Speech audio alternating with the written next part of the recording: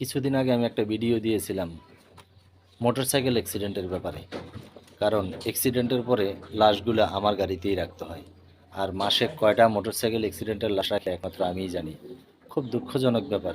তো এই জন্যে আমি ভিডিওটা দিয়েছিলাম যে একটু সাবধানে মোটরসাইকেল চালানোর জন্য, বা এই ব্যাপারে আমি প্রায় 21 মিনিটের একটা ভিডিও দিয়েছিলাম।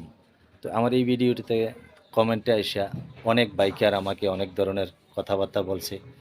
অনেকে বলছে জ্ঞান দিস না, অনেকে অনেক ধরনের খারাপ কথা বলছে।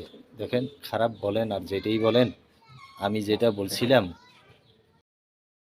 যেতগুলো মোটরসাইকেল অ্যাক্সিডেন্টের লাশ আমি রাখছি বেশিরভাগটাই এক মায়ের এক ছেলে। আজকেও তার ব্যতিক্রম কিছু না।